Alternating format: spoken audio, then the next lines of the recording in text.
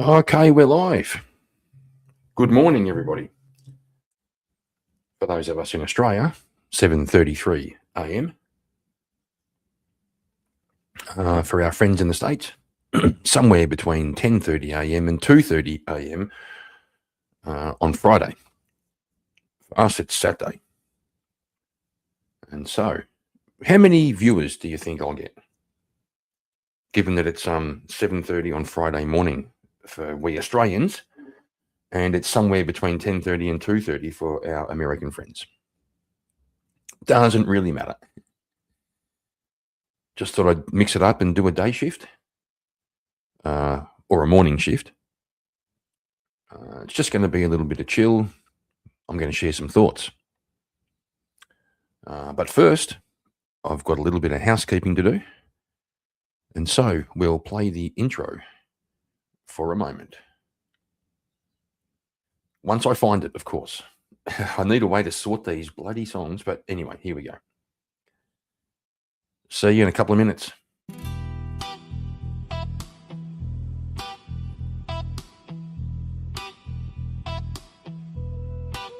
Don't get fucked. Kieran's here with a grin, a stubby, and zero fear. Life's too short for worry and stress. He's here for the laughs, not to impress. Oh, get fucked, all of ya. That's his hello. Doesn't mean it deep, just part of the show. Fucking hate that guy. Doesn't matter who, he just says it loud like he always do. Here for the music, the drinks, the ride. Not for your trauma, bread or star sign try.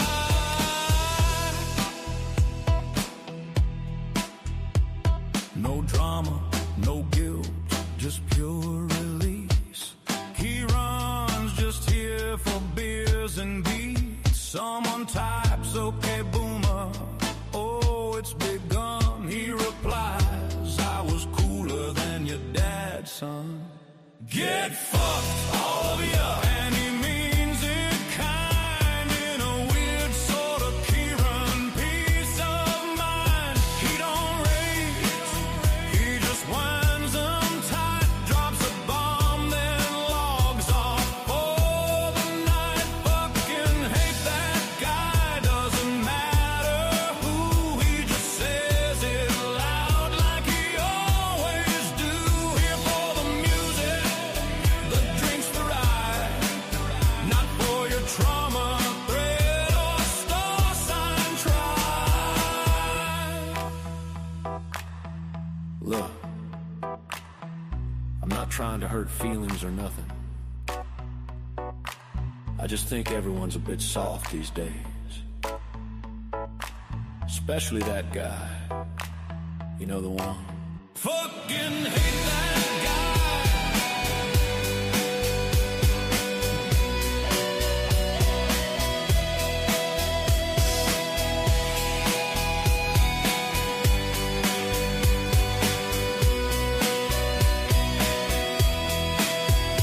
Get fucked, all of ya. And he means it kind, in a weird sort of Kieran peace of mind. He don't rage, he just wins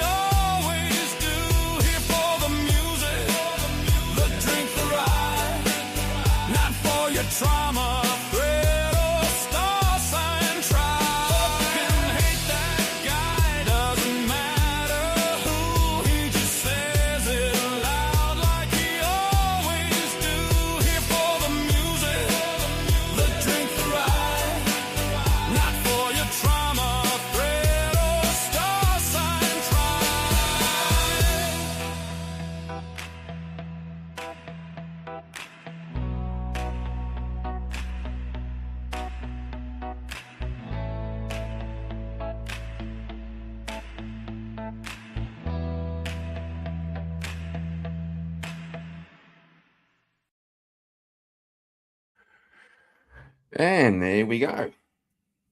Just put a couple of just one announcement in the Discord. Like I said, not expecting too much traffic today. I think the time zone thing might be an issue. But just going to share a few thoughts on this lovely Saturday morning. And when I say lovely, it's not too hot yet because it's been fucking hot for the last week. It's going to be hot. I think tomorrow's going back down to 30 Celsius. Today was 44. You know, compared to some parts of the world, it's not that hot. But for us, it's fucking hot.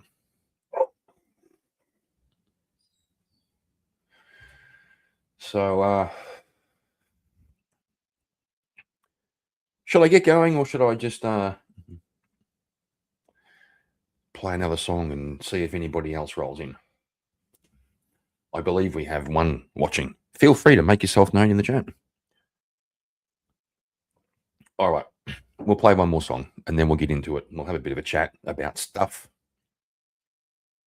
Got to do a big shout out to Speakeasy for writing 2025's biggest earworm. Well, him in the chat wrote it. Where is it? There it is. Go Speakeasy.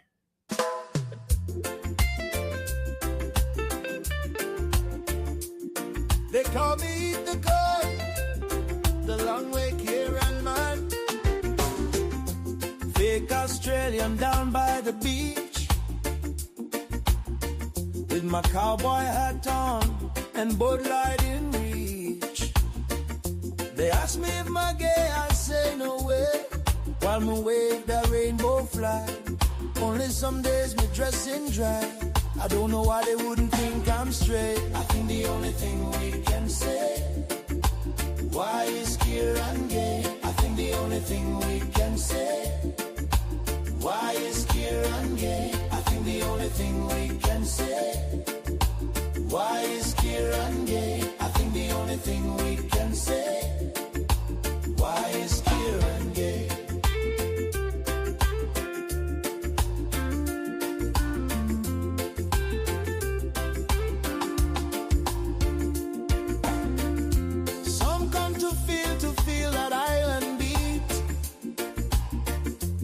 Just come to feel the guy they meet,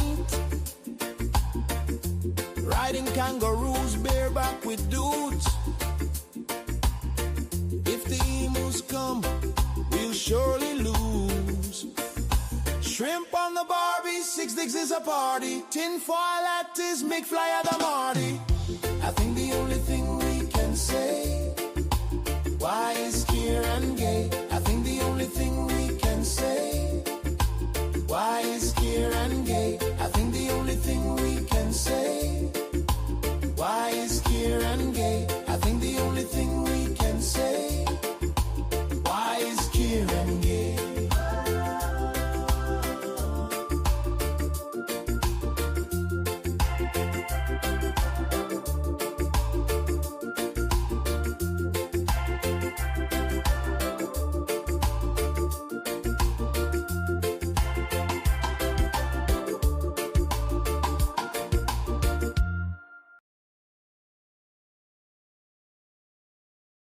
There's no doubt about it. It gets into your head. It gets into your head, that fucking song. So, I was thinking about something. This is just me shooting the breeze. Like I said, it's Saturday morning. May or may not be a little bit hungover. It was a pretty wild night last night, and hanging out with Teriak and the original vintage. Had a lot of fun. Then I woke up this morning. It's the 31st of January here in the great fake land of Australia, which means tomorrow is the 1st of February. And I was thinking about it. I reckon the 1st of February is the real New Year. Because everybody makes resolutions for the 1st of January. You know, the year's finished. I remember when I used to go to the gym quite a lot, and I was a regular, for years at the gym. And come January, there was always a huge influx of new people. You'd see like all the regulars, and then you'd see these new faces, tons of them. The population at the gym would double overnight in January. It lasts about 2 weeks, and then it goes back to normal. I think probably every single new member who just signed up for a year's subscription, a year's membership, went for 2 weeks, and then they fell off and they went back to their business. So my hypothesis is that January is when we all think we're going to change our lives. We're all going to start fresh. But I'm going to propose a different perspective, and that is that January is the hangover month. Don't try to start fresh in January. It's a weird month. You're getting back to work. You might have been a bit beat up by last year. And you're just coming back and, better to chill. Don't expect too much of yourself too soon. But then comes around the 1st of February. And you kind of go, oh, it's been a month already into the new year. When am I going to start this new way of life? When am I going to start this new hobby? When am I going to take my work more seriously? When am I going to be more productive? You see, I was a young man through the 80s. Well, I was a kid in the 80s. I was a teenager. But through the 90s and the 2000s, I was a young man, and it was all about the motivational speakers. Tony Robbins. Oh, Tony Robbins, you got 5 areas in your life where you need to improve. See if I can remember. It's going to be your relationships. It's going to be your health. It's going to be your wealth. It's going to be your fitness. That's 4. I think there was one more. And it's funny. It's a nice idea, but it also sets you up for pretty high bar to try and achieve. I reckon it'd be cool to just improve one. But then that begs the question, what do you mean by improve?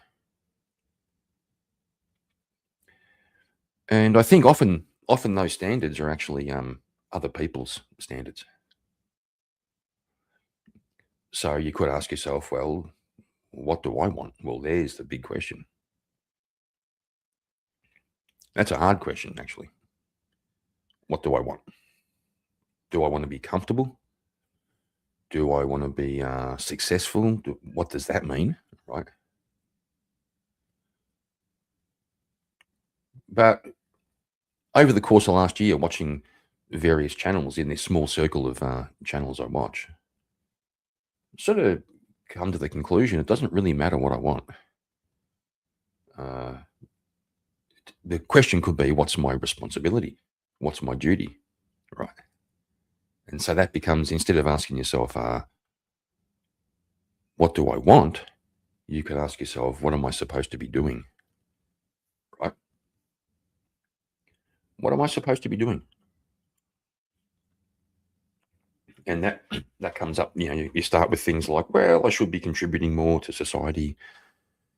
Should I get involved in a local charity? Should I I don't know. What's your responsibility? And I thought about it some more and thought to myself, your responsibility is to be yourself.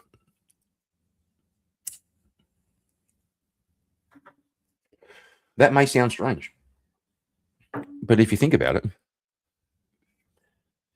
being yourself is the one thing you can do that nobody else can. I mean, they can be themselves, but they can't be you.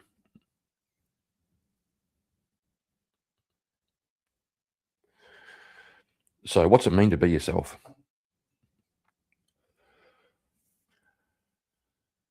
Don't know about you guys, but I look back on my life and feel like I've been told my whole life who I should be and who I shouldn't be.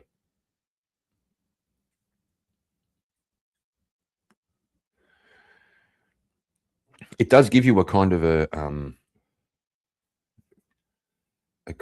if you're going to be yourself, you've got to have a default position, which is to kind of tell people to fuck off.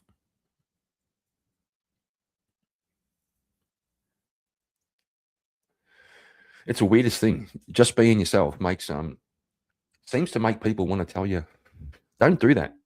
You know, you should be kind. You should be nice. You should. You should. Yeah, maybe I shouldn't.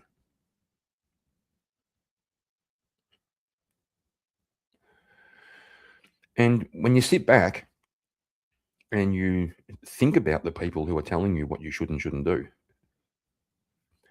and you look at them, you think to yourself, is this somebody I'm going to take advice from?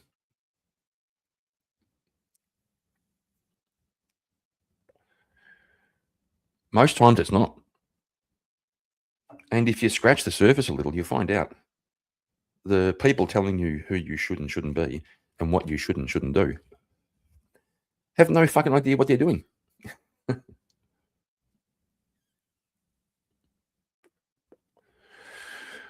But it's worse than that.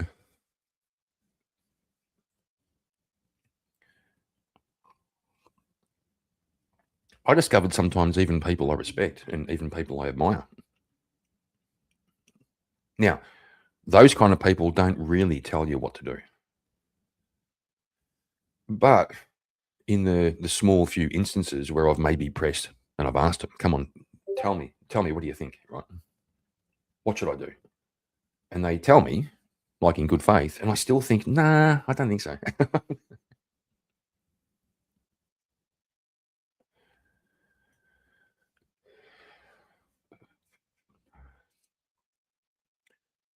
So, like I said, tomorrow here in the wonderful land of Oz is February 1st, the real New Year. We get the hangover of January out the way.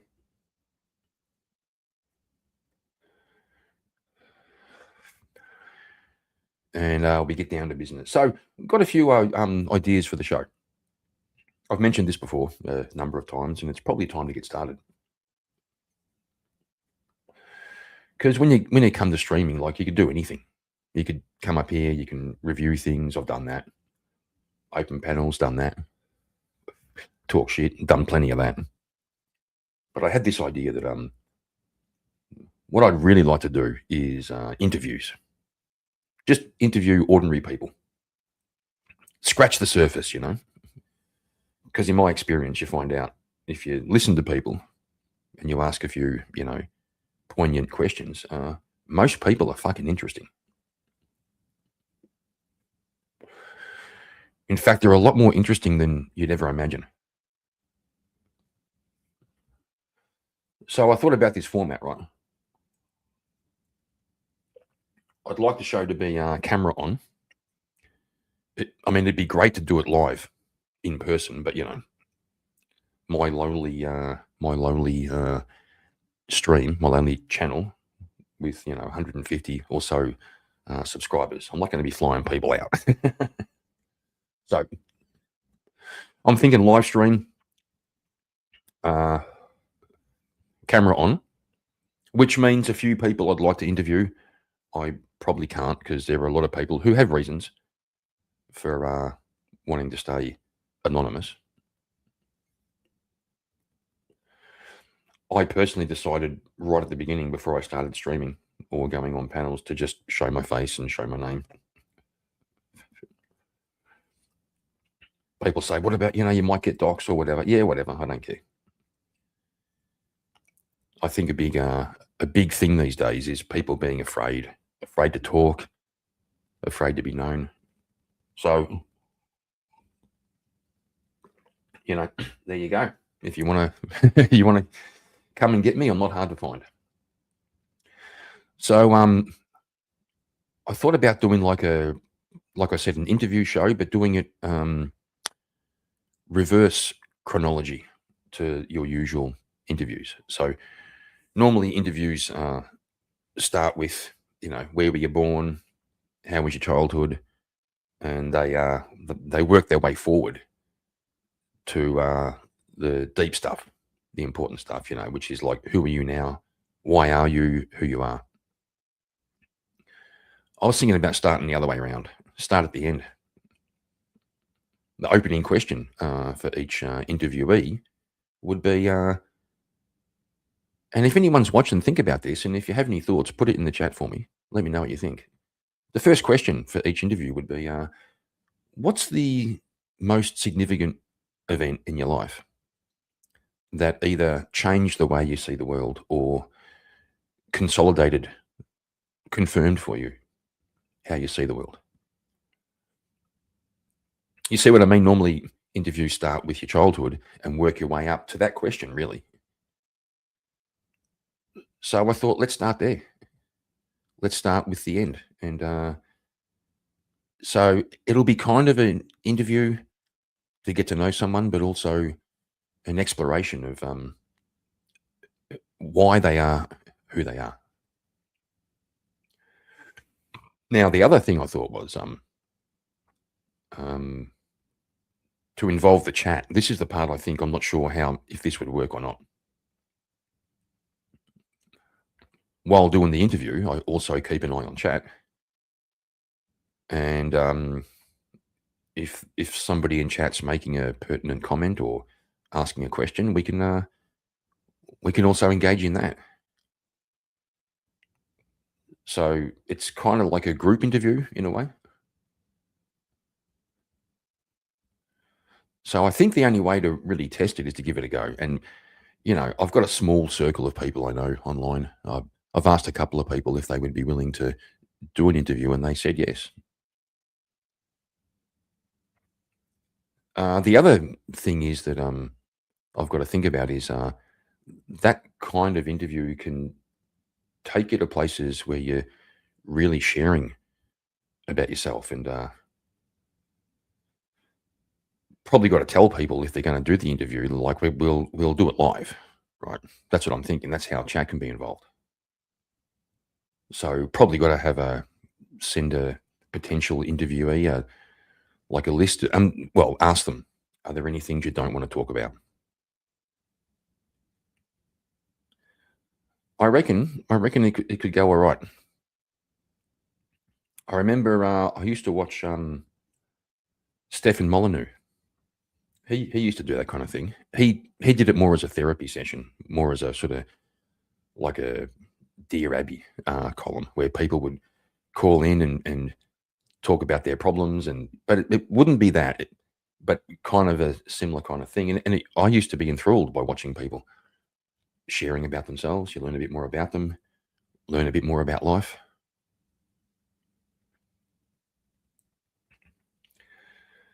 So, like I said, it's probably about time. January's over, February's here.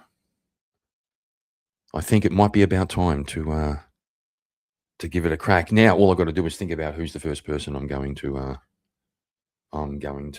ask. I'll probably ask half dozen people if they want to be interviewed.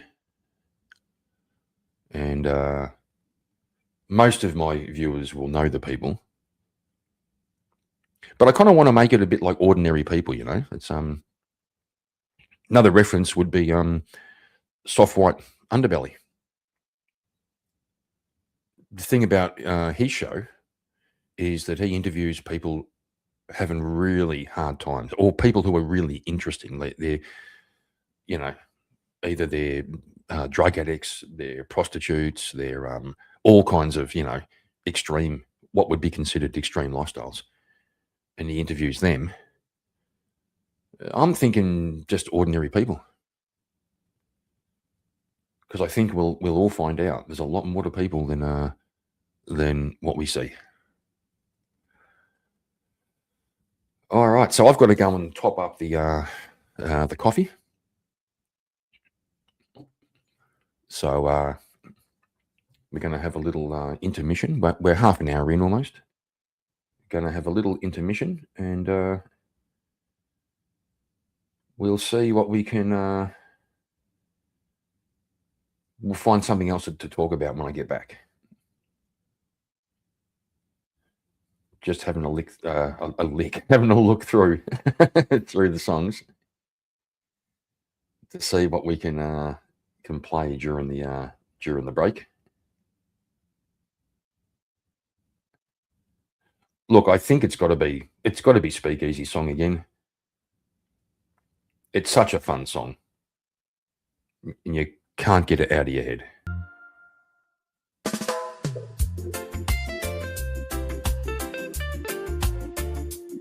They call me the God, the long way Kieran man. Fake Australian down by the beach,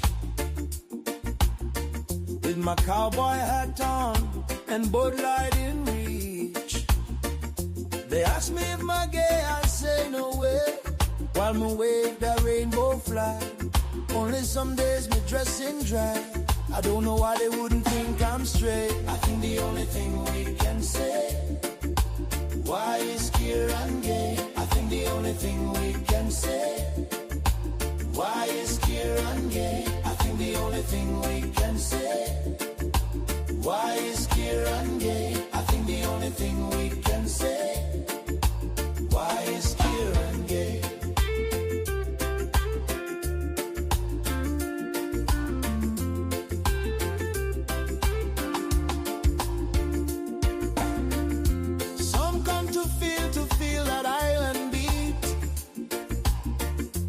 Just come to feel the guy they meet, riding kangaroos bareback with dudes. If the emus come, we'll surely lose. Shrimp on the Barbie, 6 dicks is a party. Tinfoil at his McFly at the Marty. I think the only thing we can say, why is Kieran gay? I think the only thing we can say, why is Kieran gay? I think the only thing we can say, why is Kieran gay? I think the only thing we can say, why is Kieran gay?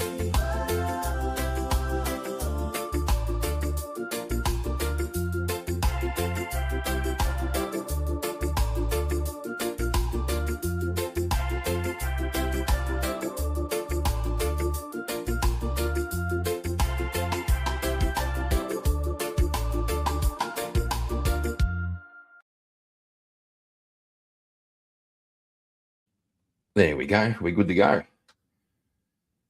Got me, well,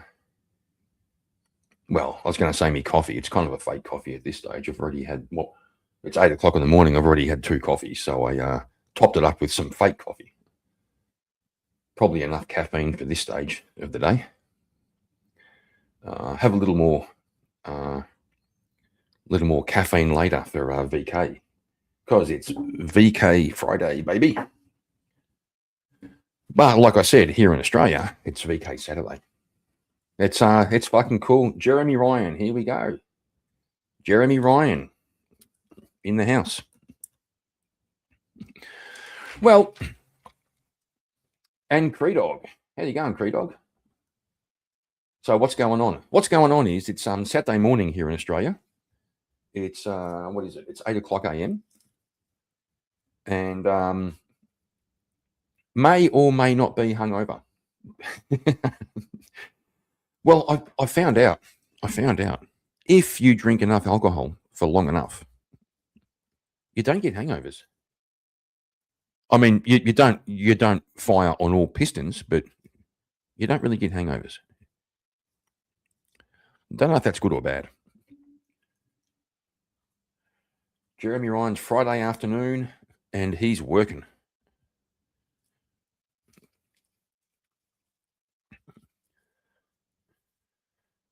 Creedog, that is I have tried that.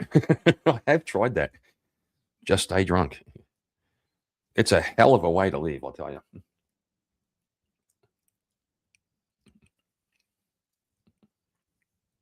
There was a period of my life not that long ago where I hurt my back and I was off work. I used to work for myself, and so I was off. I was off work for about 5 months, and yeah, I tried that. Just stay drunk.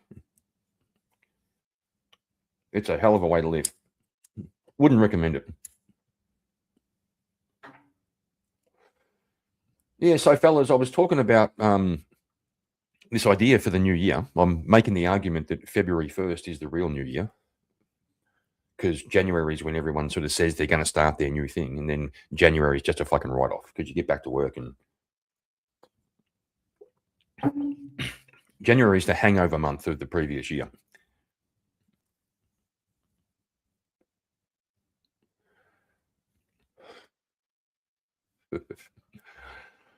Yeah, got you, Cree Dog. Yeah. So I'm thinking it's about time to. I've had this idea for a while, boys, that I want to do interviews of ordinary people. You know, say once a week or once a fortnight.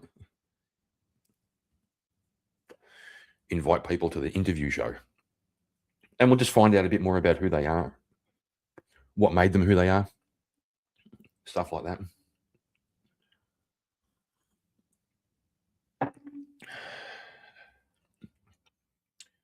That's scary. Kieran having ideas. Yeah, well, ideas are fucking scary, my man.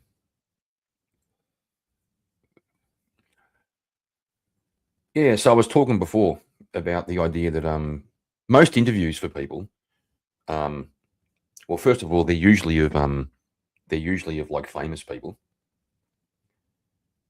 and they normally take a format that goes in order in terms of chronology. They start with, where were you born, where were you born, tell us about your childhood, and they build up to who the person is now. So I had two ideas that I wanted to fly. The first is, first of all, well, three ideas. First of all is I'll interview ordinary people. So, like, I'm going to ask people around the streams that I hang out on. So it's going to, like, you'll all know who they are. For example, Cree Dog, it could be you, So, do you want to do an interview, right? That's the first one. It's ordinary people. And then the second idea is that we start at the end. Instead of building up to who you are today, we ask questions at the beginning. Like the first question I was saying before would be what's the most significant event in your life that either changed your worldview or consolidated your worldview, that made you sure, right? And then from there we explore. We may go back to childhood, but we just kind of start there and see how we go. Apparently, Cree Dog is not ordinary, just like everybody else, bro. And Jeremy, celebrities are ordinary people. Yeah, I think you're right. Then the other part I was thinking, this is the part I'm not sure about, I'll probably have to give it a go, is that we do these interviews live on camera, and we also involve the chat. So my job would be to interview and also keep an eye on the chat. And if the chat happened to say something pertinent or ask a question, we could involve that as well. Now, the interviewee has the choice to, not answer questions, but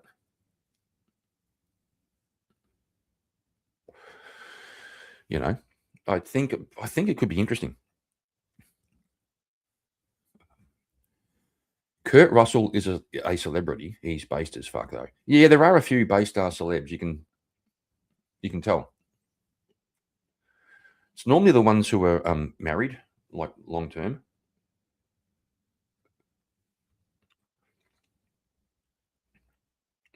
Have you noticed that?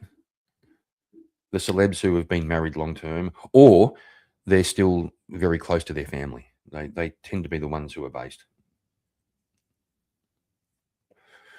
Cree Dog, I've been on, I assume you mean Jerry. I've been on Jerry Springer.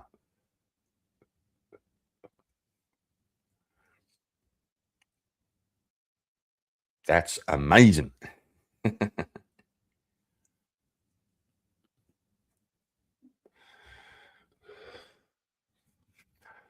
So I had this idea, I'd probably have to get my background sorted out, maybe get a green screen, make everything a little bit more professional, etc., before I start doing something a bit more serious with the channel.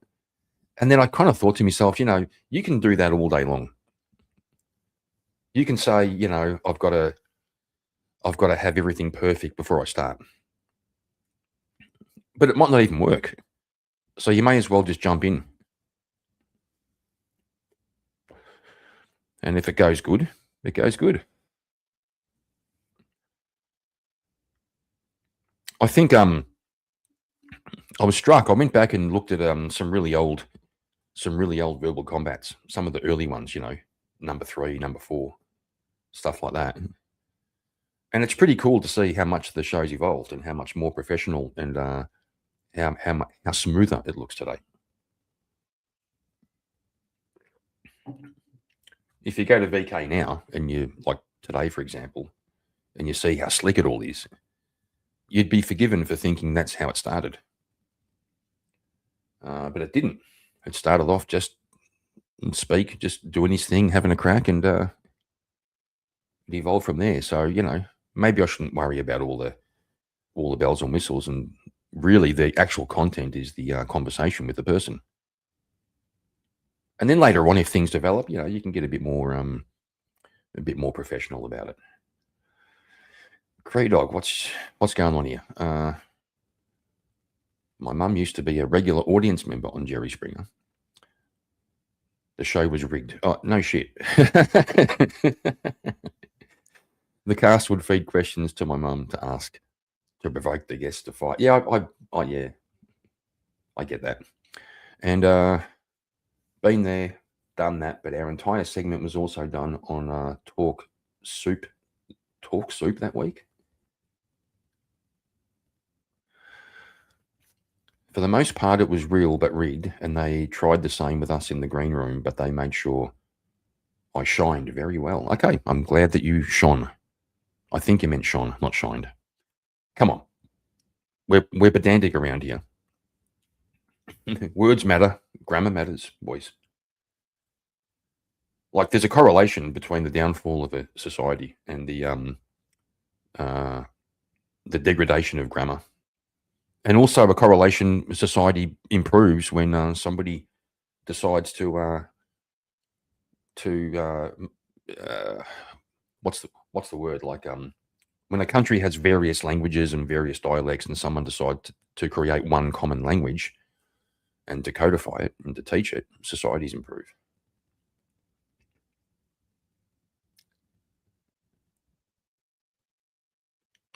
Yeah, thanks, Jeremy. Yeah, you're right. Yeah, well, I was saying before, it's something I was really inspired by something Andrew Wilson said. I've been inspired by a few things he said. But one thing he said is if you when it comes to online streaming, if you be yourself, you have no competition because nobody else can be you. And if you think about it, like it sounds a bit eat, love, pray, but it's not. It's like it's fair income. If you be yourself, you'd be surprised, and you don't have to worry about competition. And I've also kind of believed that I've never really seen, like in my work life, I've never really seen people who are doing what I'm doing as competition. So here's a really simple example. I was saying before that I used to work for myself. I was a gardener, right? Mowing lawns, gardening, stuff like that. And there's thousands of guys around here. Maybe not thousands, but tons of guys mowing lawns and doing gardening. It was nothing for me to go out working any given day and see 6 guys drive past. And the next day I'd see 6 different guys. Never saw them as competition. I saw them as potential allies. You know, like if it's good to have guys if you say something come up and I needed to take a week off. If I've got other guys around who I know, I can say, "Hey, bro, do you reckon you can take care of a few jobs for me this week?" And he goes, "Yeah, sure."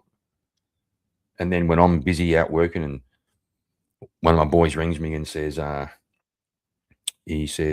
man, I'm stuck. I've underpriced this job. It's out of control. I've got to get it done. I've got to get out of here." I go, "Yeah, I'll come around and give you a hand."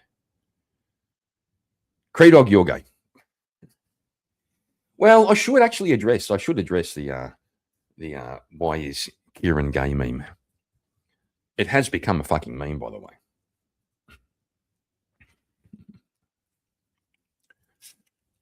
It all began because I was, trying to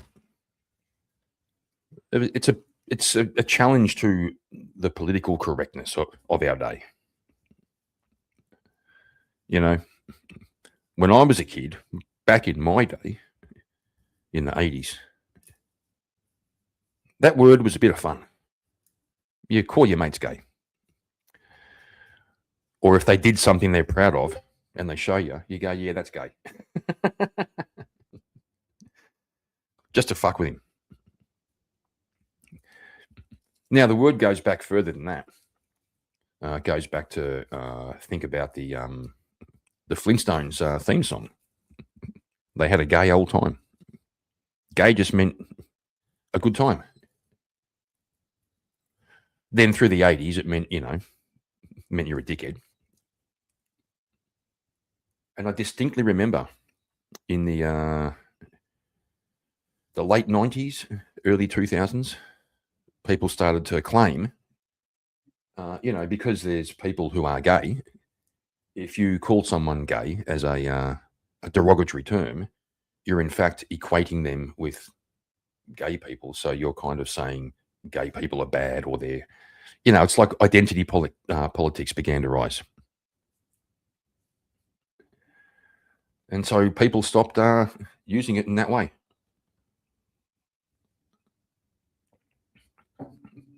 So it was a really simple little idea. I just started out thinking, just fucking reclaim the word, have some fun with it. Next thing you know, I got 15 fucking songs in my media assets of my chat sending me songs about, how gay I am and what kind of gay I am. It's hilarious.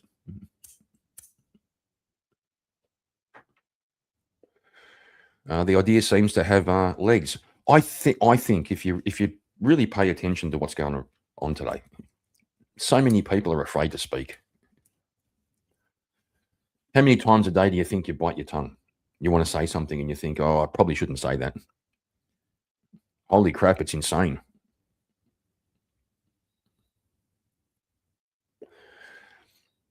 It really is. I was watching, I was talking the other day about this concept here in Australia called Australia Day, the 26th of January. It's the day the first fleet of the British landed in Australia. Some American friends equated it with the 4th of July in America, but it's not really. It's more like Plymouth Rock. It's more like who were they? Were they Quakers?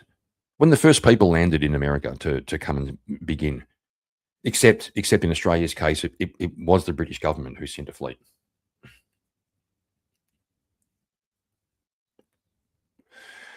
And there's a big movement here in recent years to change the name from Australia Day to Invasion Day. It's really contentious. We had some Indigenous guys the other day burning the Australian flag.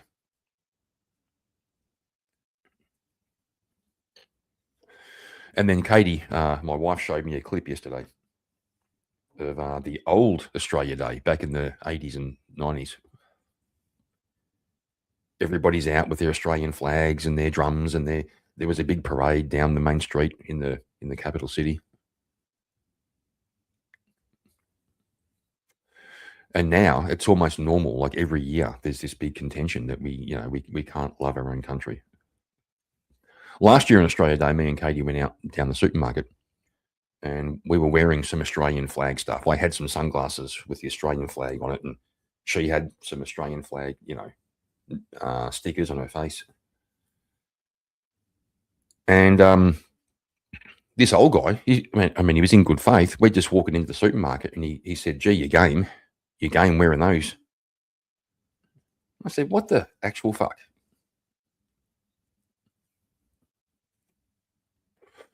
The thing is, I even saw there was some protests down in Melbourne, in the main town, or the capital city, and I think it was a Palestinian protest. It was something to do with that. They do it every week down there. And this old couple had some Australian flags in their hat. They'd just gone to McDonald's, didn't even know there was a protest. They walked out into the street, and the cops came over and asked them if they'd go the other way. Just walk the other way. Don't go down there. The old guy goes, "Why?" And they said, "Well, we don't want you to cause a disturbance, with the Australian flags." What the fuck?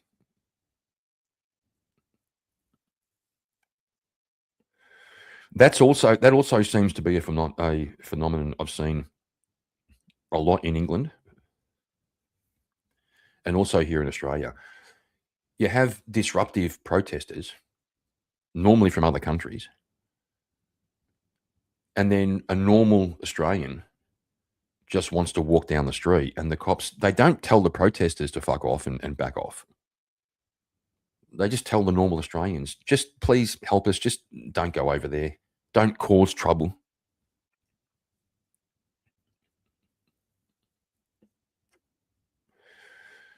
It's fucking bizarre. And I think there's a certain degree of momentum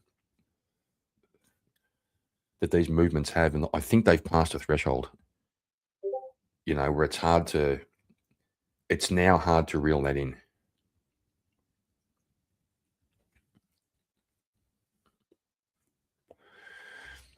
I don't know how we get back from it. Like, I'm no activist. I'm not going to be out there in the streets marching and stuff. But I think just something that Jordan Peterson would sort of recommend is say what you think in your daily life. Now, you'll lose friends. You might even lose some family. But the question is, what's your soul worth, right? If your friends, your family don't like you because you're being yourself, well, what are you going to do?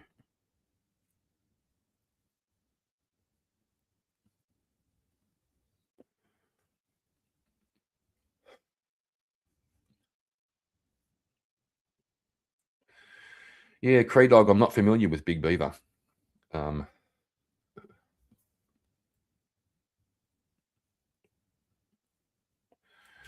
But I assume it's something along the same lines I'm talking about.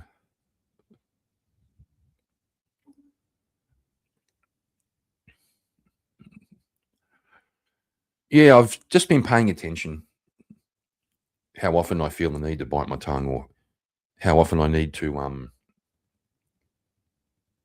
how often I'm just in normal conversation, I'm going to say something, and then I think, oh, maybe I shouldn't say that. I'm all for diplomacy. That's fair enough. There are certain places you say certain things and certain places you don't. But if I've been paying attention, and I've noticed just how often you kind of think to yourself, like it's self-censorship.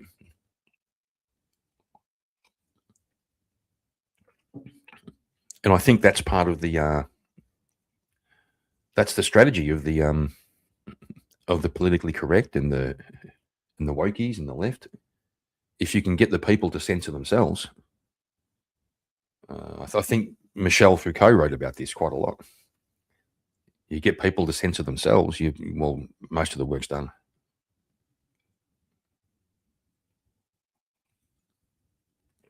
Or somebody else, I don't know. Was it Voltaire? I don't know. Rousseau? I don't know. One of those guys said, if you want to know who's controlling you, consider who you can't criticize. Re-examination. Good to see you, man.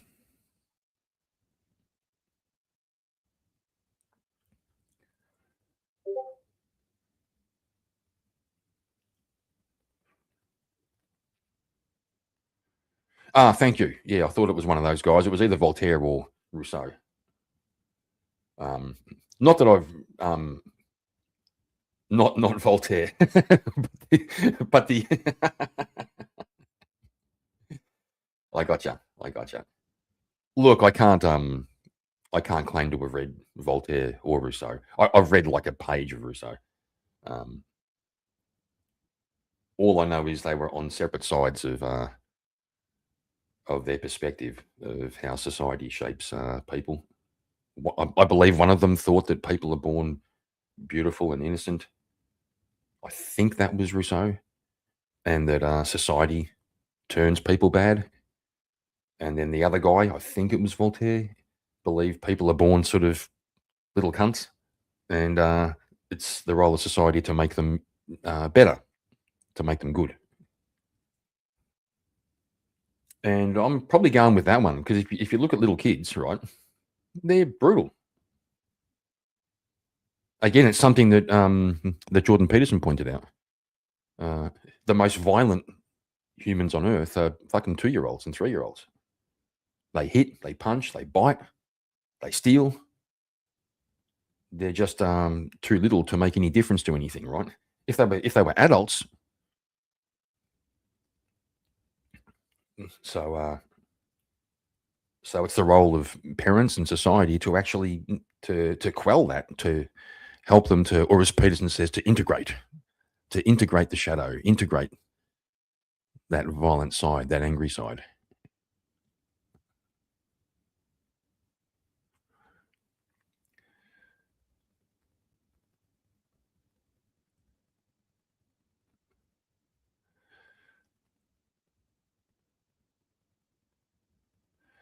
You don't have to teach kids not to hate, lie, steal, be satisfied. I think rather all those things come naturally. They fucking do. They do, right? They do.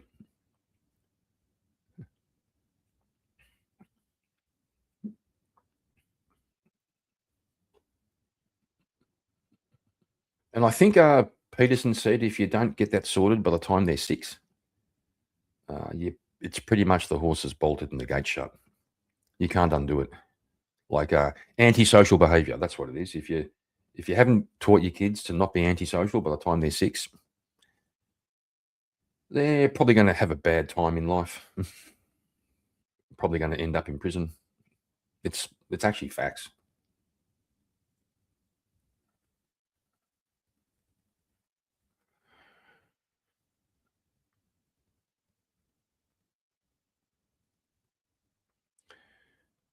K2, I've been live for an hour, dickhead.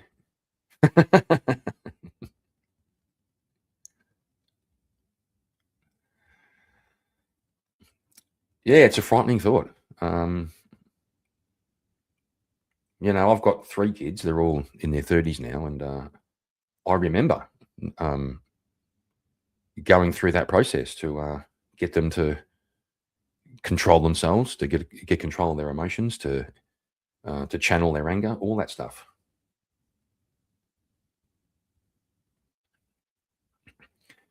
Re-examination. Yeah. The only thing that really kept me up at night was when they all got their license.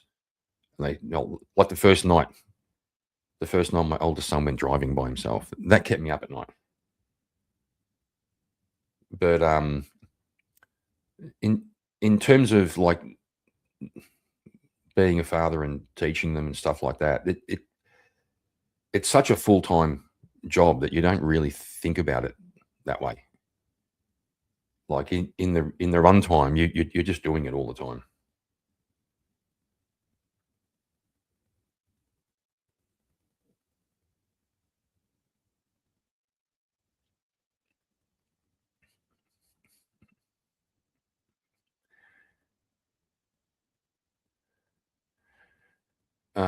Cree Dog, I should kick you off for that joke.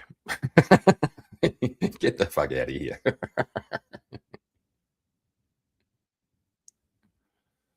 That's rude.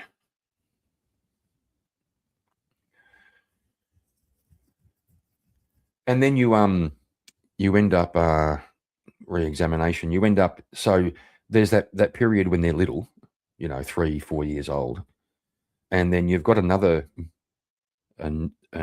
period of time when they get to their early teens, and it's a bit different for boys and girls, sons and daughters, but it's kind of the same thing. They're getting to a point where they feel this drive to begin to step out into the world and be independent. And, as a parent, you want them to do that. I heard a saying once, we don't raise children, we raise young adults, right? So as a parent and the child, you both want them to start to develop independence, but at the same time, they're still living at home and they're still dependent. A bit of clashing goes on there. It's normally, they say that young men, inevitably they clash horns with their dad. That's for boys, and for girls, the saying I heard, there's only room for one queen bee in a family. So in my experience, what happens is the daughter reaches an age where she tries to become the queen bee. That's where that clash comes from. But it's different. It's different the way boys do it.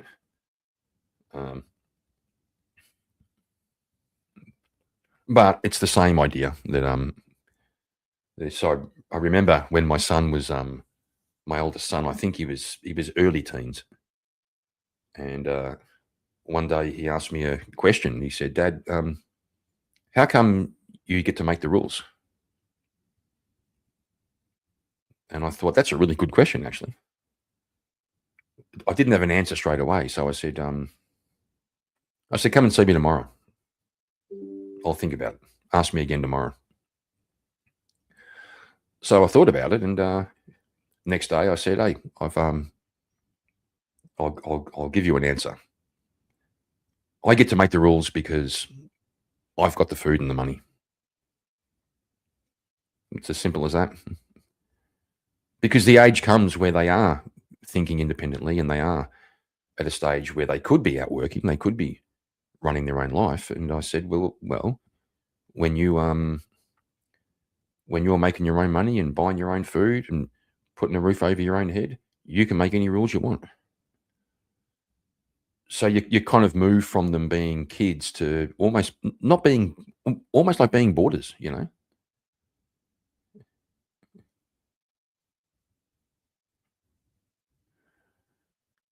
Yeah, it's a hell of a ride. It's a hell of a ride, those early years. Me and my first wife, we had three kids under 3 by the age of 23. It was pretty intense, right? We had 3 in nappies at one point, and then we had 3 of them learning to drive, one after the other. And here in Australia, the rule at that time was they had to have 120 hours of supervised driving to apply for their license. So you get your L plates, your learners, and they had to log 120 fucking hours. So for 3 years, one after the other, everywhere we went in the car, anytime we went anywhere, there's one of the kids driving. But we got it done. Yeah, we got it done, right?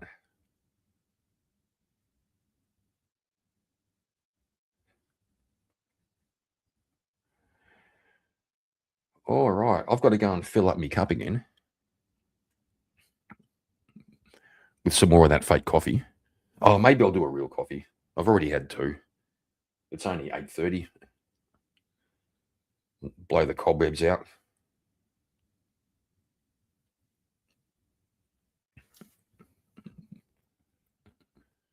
Yeah, you see, re-examination. That's what I mean. I think if you talk to people a little bit, get under the surface, most people are really interesting.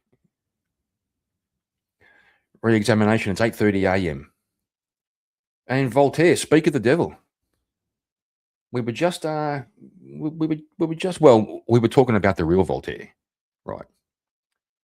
and I forget who it was. I'm sorry. Someone had to clarify that we weren't talking. We weren't talking about you, okay? which we kind of knew.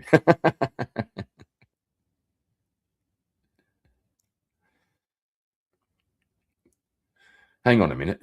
Creedog, you want to do a little test interview? Because,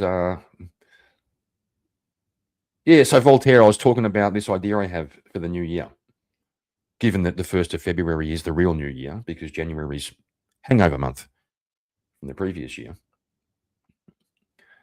And I have this idea to do an interview show where I interview ordinary people. And we start at the end instead of starting with where you're born and, you know, all that, your childhood. We start at the very end. We start with who you are and why you are who you are. And we allow live chat to be involved. So while I'm interviewing, the chat can make comments and ask questions, and we can throw those into the mix and see if we can figure out who this person is. Well, okay, Creedog, if you're up for it, let's do a little pilot. We'll do a pilot show. The re-examination. Thanks for the encouragement. I've been thinking about it for a while. I've sort of mentioned it here and there, and people seem to respond positively. So, all right, Creedog, what I'll do, I'll go and fill my cup up, and I'll come back and I'll drop the link and hit that link and come up, and we'll do a little pilot stream. So while I go and do that, we'll play a little song. Since we do have a K2 song, but it's a bit gay. All right, let's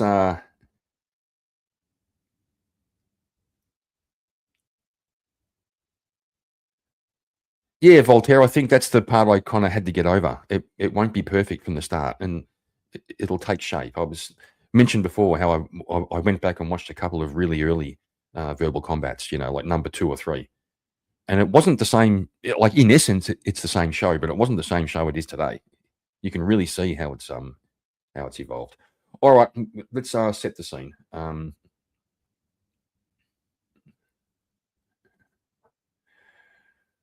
We'll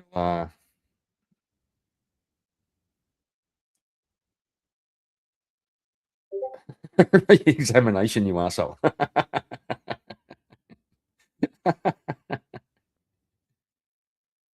All right, here we go. Let's go in hard. We'll just fucking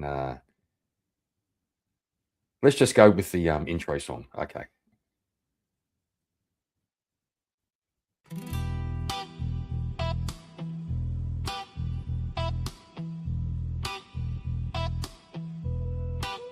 Don't get fucked. Kieran's here with a grin, a stubby, and zero fear. Life's too short for worry and stress. He's here for the laughs, not to impress. Oh, get fucked, all of ya. That's his hello. Doesn't mean it deep, just part of the show. Fucking hate that guy. Doesn't matter who, he just says it loud like he always do. Here for the music, the drinks, the ride. Not for your trauma, bread or star sign try.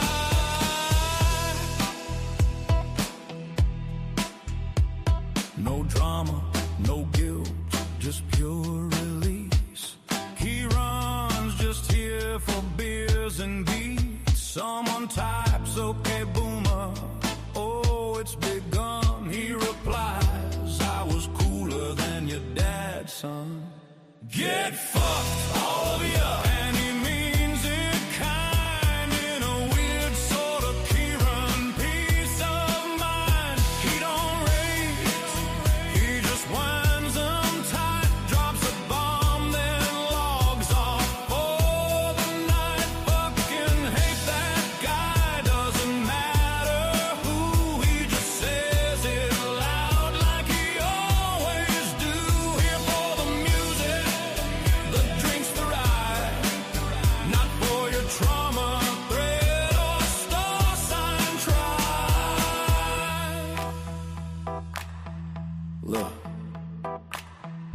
not trying to hurt feelings or nothing. I just think everyone's a bit soft these days. Especially that guy. You know the one? Fucking hate that guy.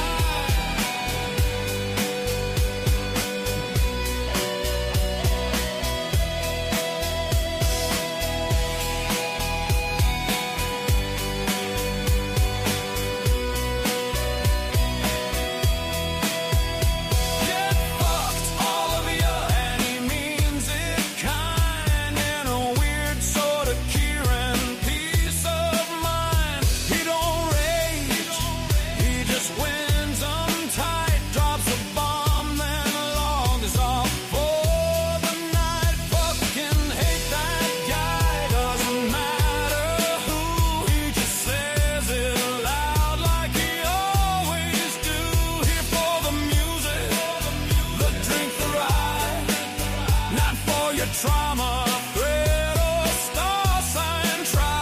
Fucking hate that guy, doesn't matter who. He just says it loud like he always do.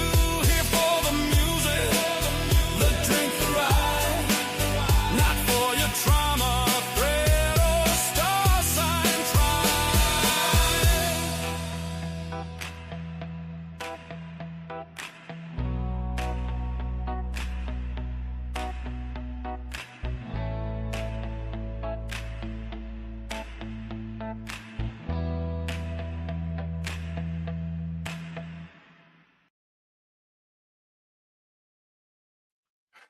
Okay, folks, welcome to the very first interview show.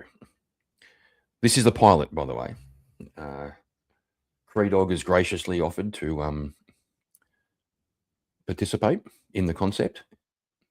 This is the show where we find out who you are and why.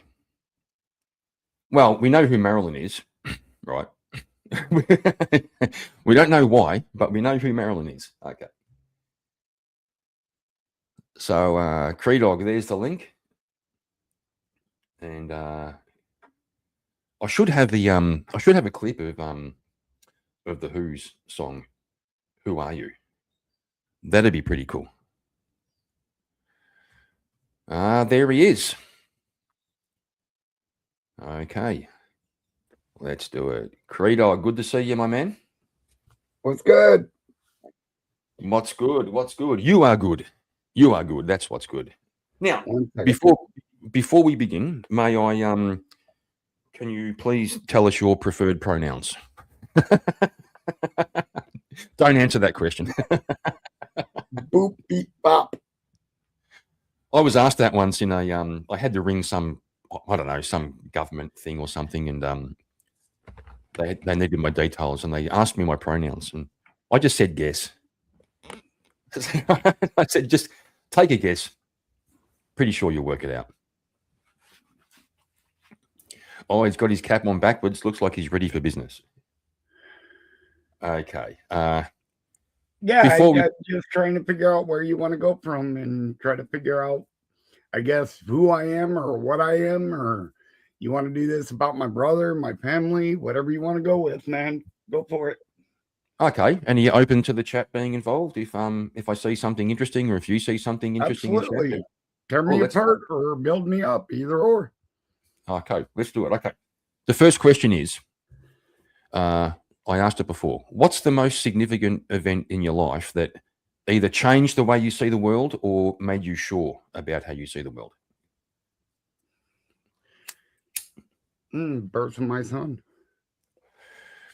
The birth of your son? I was 21 days into being 17 years of age. Yeah, cool. Son, so very young. I had my first son. I don't even have my teeth in. That's okay. That's okay. I was 20 when I had my first son, so I'm kind of in the same ballpark. 17 is pretty young. Were you still living at home with your parents, or were you out in the world? I had been living on my own since I was about 14. 14 years of age. I got my first apartment when I was 15 years of age.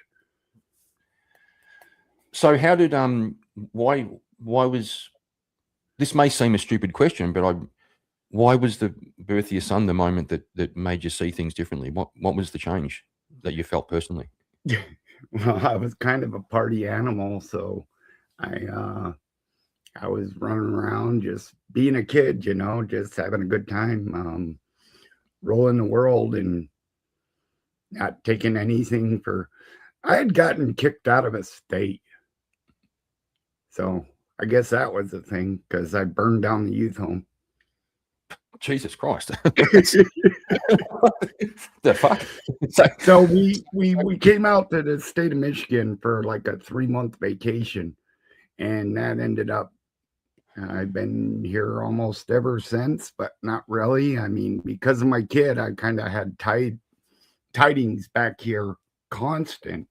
But you know, I tried to do the right thing by my son, and I tried to live up to that. But she was promiscuous at best, so yeah, that didn't really work out too well. Was there a moment like in terms of your son, was it like when he was born a light bulb went off, or was it more like it was kind of an awakening. It kind of my son kind of saved my life, because had I been doing the same shit I was doing, you know, burning down youth homes, getting kicked out of states, I was, you know, drinking heavily, smoking drugs, taking acid, just out of hand, and it kind of grounded me. I think I remember a time when I remember the first time my oldest son had he had an ear infection, and that little guy, he could walk if he was supported, you know, like if you held his hands he could walk, but for 2 days and nights he was just, his ear was driving him nuts. And I remember the second night about 1 o'clock in the morning, he was lying on my lap and he's just squirming and wriggling because he couldn't sleep, and I was half dead, you know. And I thought, I've got to get him to sleep. So I put him behind the stroller and I took him for a walk around the block at about midnight. And we walked around a corner and there's a pit bull standing on the footpath. You guys call it a sidewalk. There's a pit bull standing there looking at us. And in that moment was the first moment I thought, I would die for somebody else right now. I had that thought. The first time in my life, I said, I would actually lay my life down right now for this little guy. So when you let's not make it about me. I'm just trying to relate. No, you know, no, I'm not trying to make it too much about me, but I mean, it is about you. Interviewed, so go. It is about you. So, what were the circumstances of burning down the youth home? That's a story not everybody has. Well, I was incorrigible.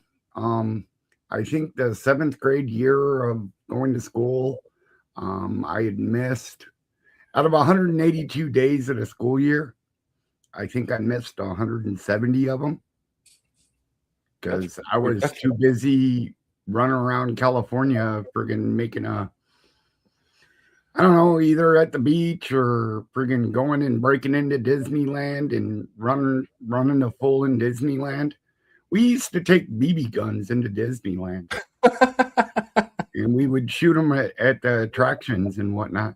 As a matter of fact, you can still go to this day and see the glass that we had broken in the Haunted Mansion. I didn't break it. I wasn't the one that shot that BB gun, but he took a BB gun into the Disneyland and shot out the glass. It was like a $10 million piece of glass in the Haunted Mansion because it was so large that to replace it, they would have had to take the ceiling off the Haunted Mansion to helicopter in another piece of glass to fix it. But they ended up fixing it with, I don't know, $2 friggin' spider and they just stuck it next to the spider web. Where the That's a hole good is. idea. That's a good idea. So it's still there today, and you can go on that ride today, and you can see the bullet hole that my buddy put in that glass. That's Well, an the interesting. BB gun hole, not bullet. Yeah. Yeah, I'm just imagining someone trying to bring a BB gun to Disneyland today. Yeah, Shit. it's Holy not the shit. same. You, They- you wouldn't. It's not the same. But yeah, So, we used to get in there all the time with our BB guns and shoot the freaking rides. It was a so fun when time. you were It you were was doing just a that, park. you were what, like 14, something like that? No, 10, 11. 10, 11. So what did your parents make of it? Like, what was the story there? I don't know. I had a stepdad that was, I never had a dad. My dad died when I was like 5 months old. My dad died in Vietnam. Sorry to hear that. Well, I didn't know him. I'm sorry to hear that too. Yeah. I didn't know any different is what I guess I should say. I was never able to grow up with a father. My father figure was, he was a real piece of work. He beat us.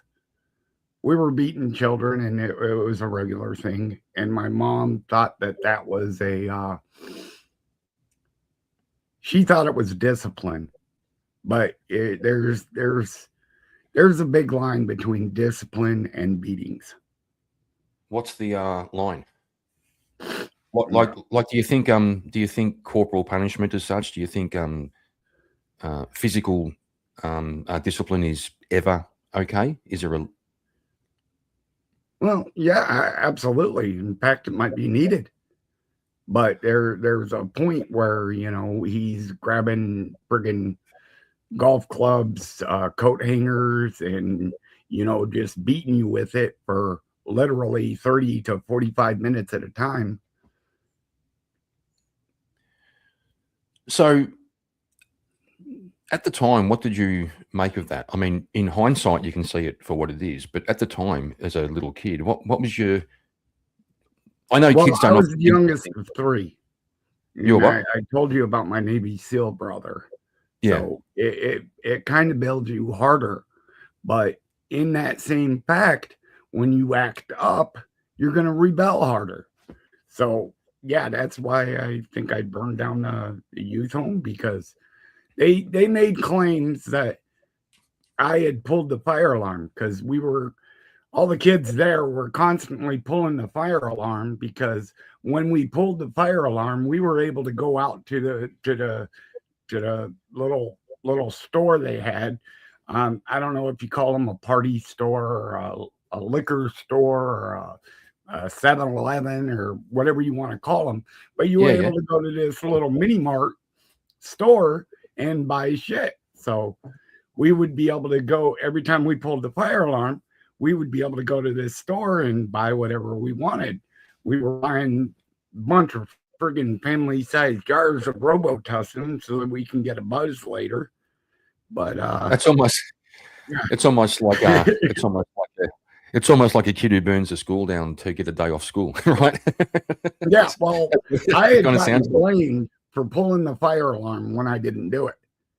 So what I ended up doing is when we went to the store that time, because I was getting blamed, I ended up buying 3 bottles of Aquanet. Mm-hmm. So I had this Aquanet. So I spent the entire evening walking up and down the hallway, spraying the wall with Aquanet. I took a lighter, I lit that bitch up, and I escaped. How do you With my brother in it. My brother didn't want to go with me, so I just burned it down with him in it. Or I attempted to burn it down with him in it.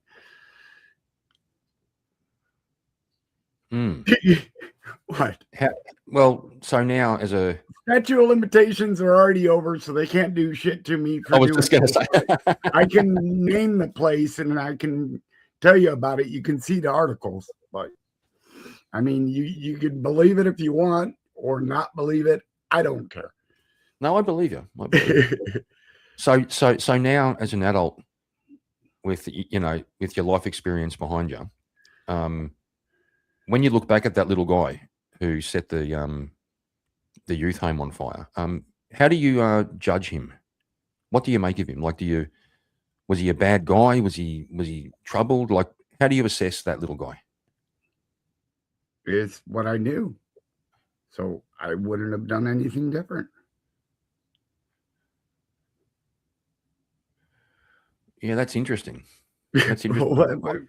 I mean, I can't, there is no alternative to it for me. So it was, like you did me wrong, so I'm going to do you wrong.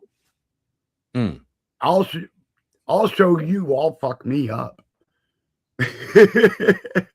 Okay, well, here's a strange question that comes to mind. Okay. I'm assuming you wouldn't do that today, right? No, Oh, no, shit. absolutely. You're gonna say, you had to think about it. No, but I can't say that if I didn't get back in that position that I wouldn't have done the same thing, because it built me and it made me what I am today. So I would have gone through it again and again. But I escaped the youth home, and rather than owning up to the law, my mother flew me out to the state of Michigan for a 3-month vacation. And that's how I ended up in Michigan at almost 12 years old. And I continued in Michigan. I think it took me like 4 weeks to get expelled from middle school. 4 weeks? That's a fair run. It's a fair run. Yeah, well, the first day of middle school out here, I got into a fight and beat up the biggest kid in the school so that I, wouldn't have shit from others.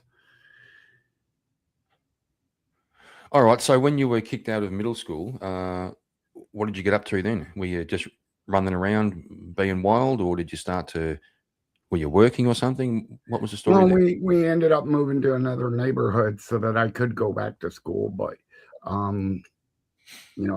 we weren't allowed for me to go to that school, so we ended up moving from one location to another.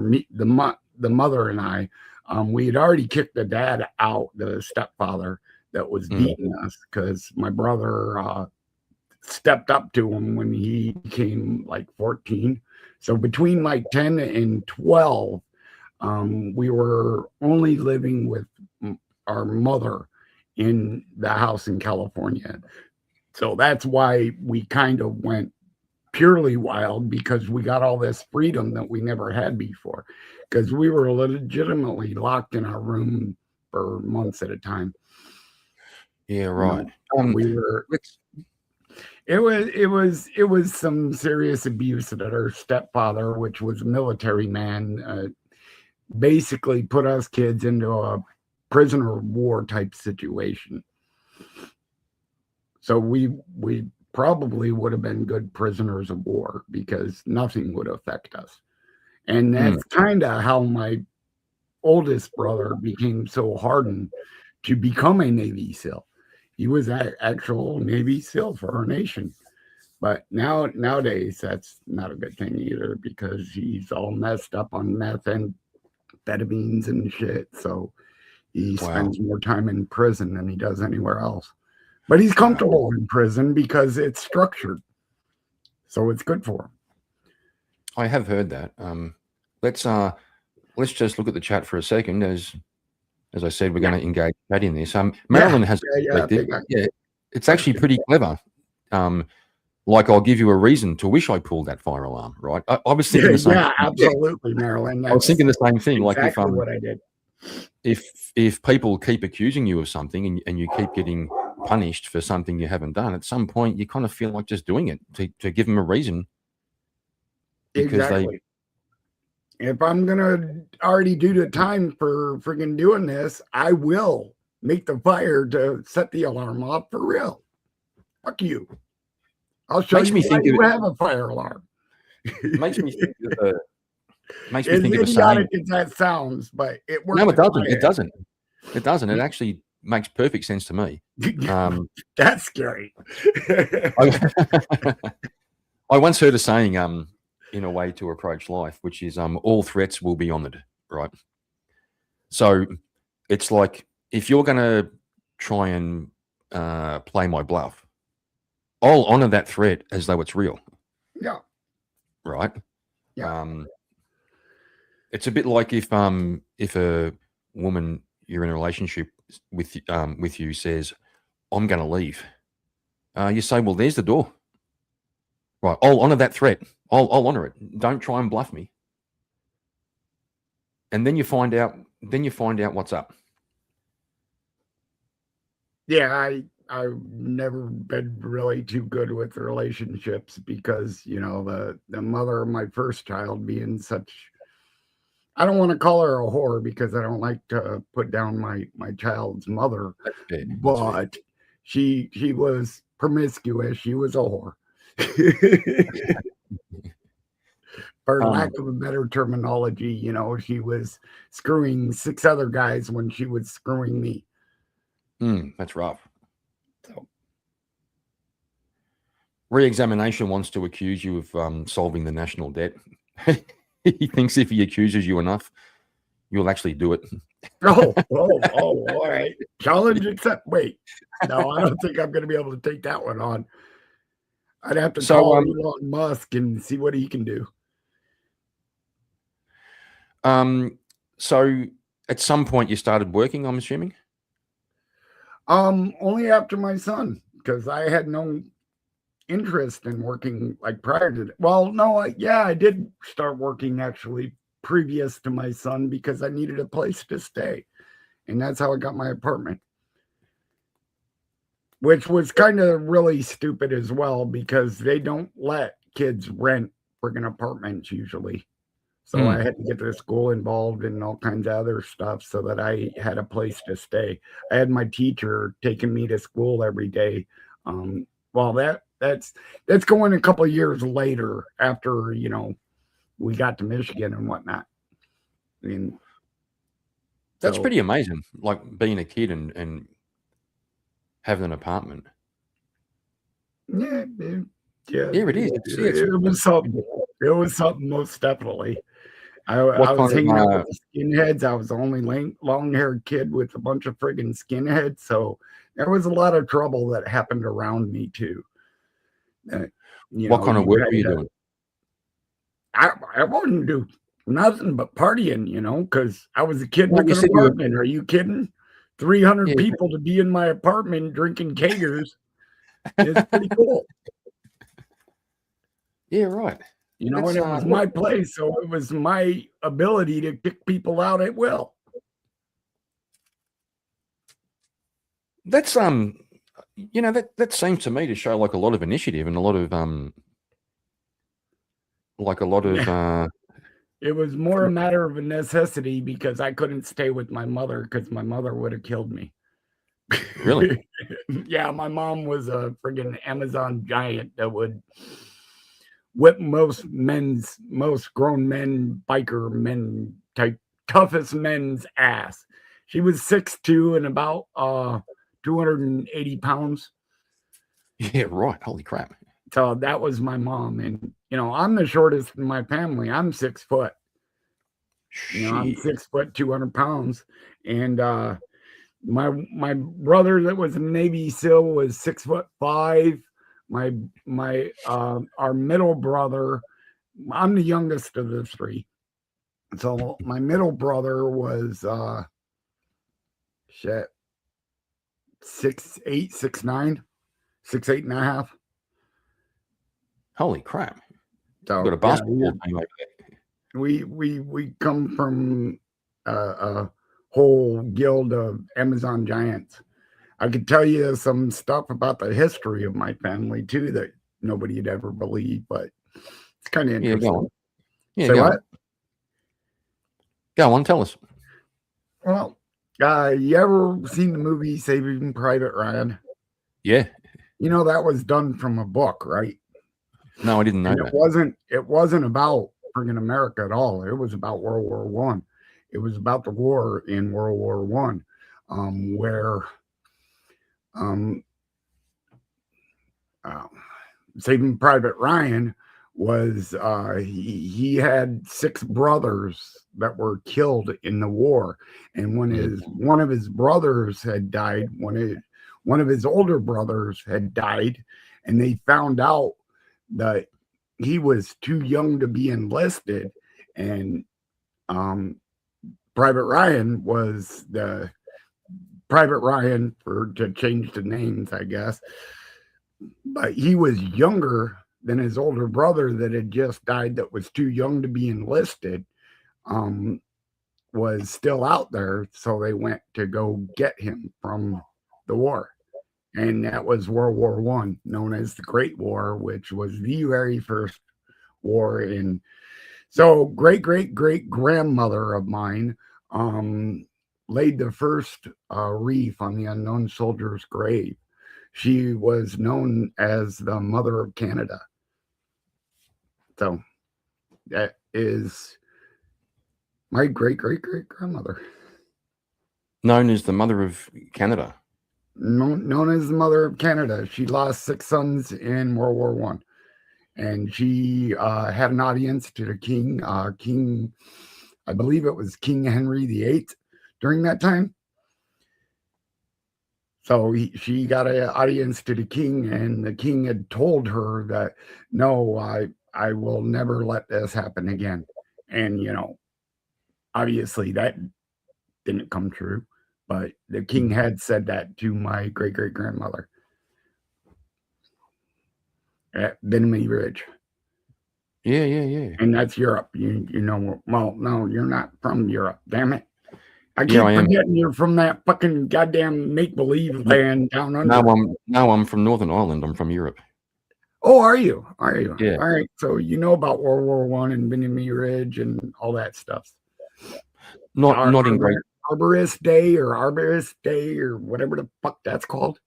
Yeah. But yeah, that's when my great grandmother always gets celebrated, and I have family members go out to Europe, and they get honored. You know, they last time I think it was the 50th anniversary of that day or whatever, and they went out there and actually met the Queen Elizabeth. So Yeah, right. I'm hoping when the 55th or the 60th comes by that I actually get an invite to actually meet the king.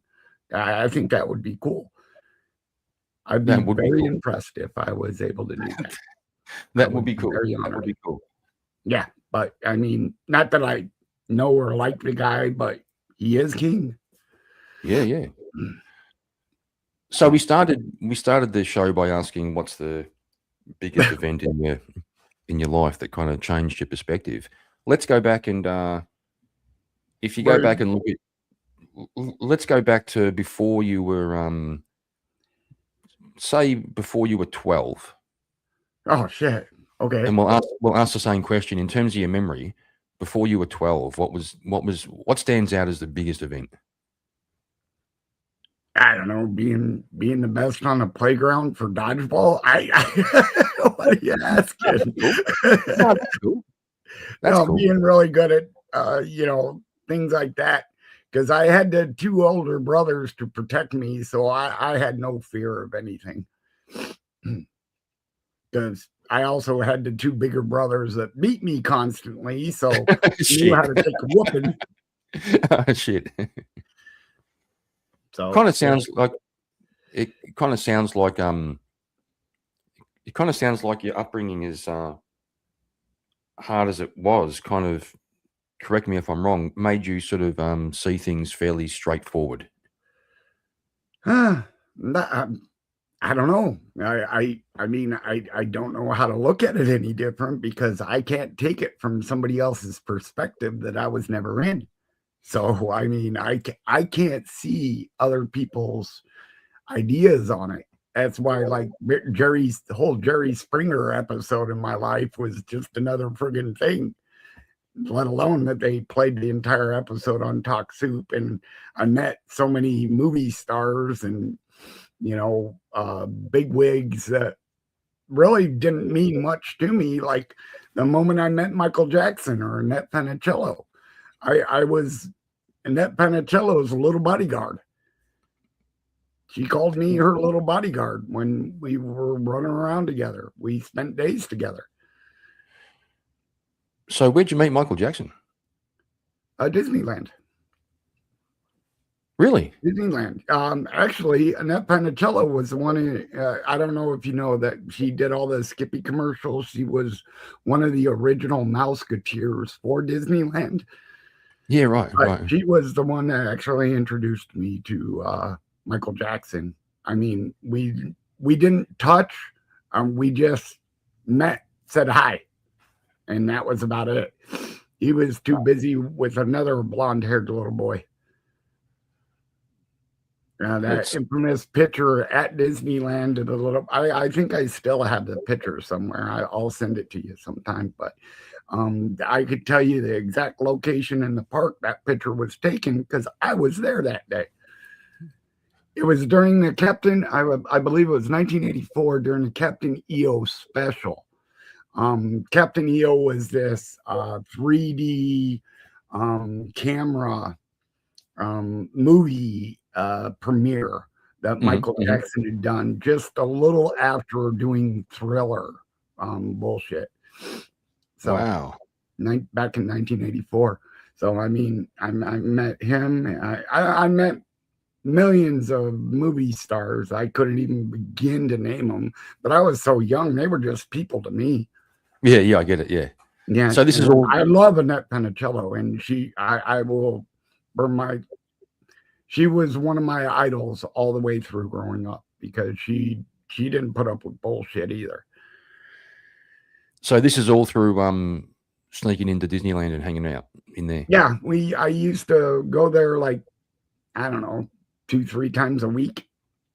Yeah, right. I would break in through the fence because, well, originally when Disneyland had opened, they had these pull-off tapes, so you could get in just willy-nilly. Anybody could walk in, but you couldn't ride a ride unless you had one of these little ticket books.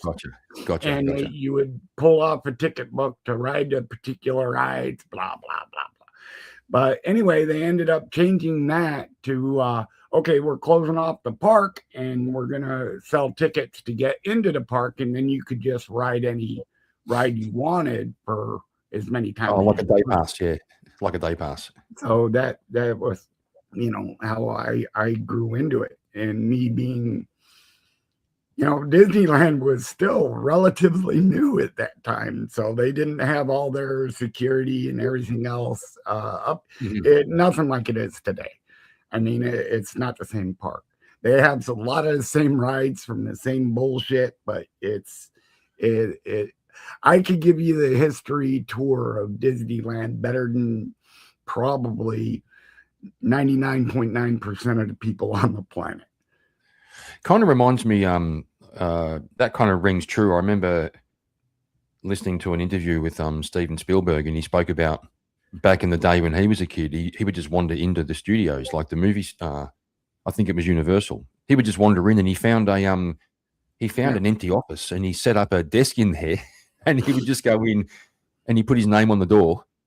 And then he would just wander around the sets and talk to people and like act like he was part of the furniture. It's a whole different world to today, isn't it?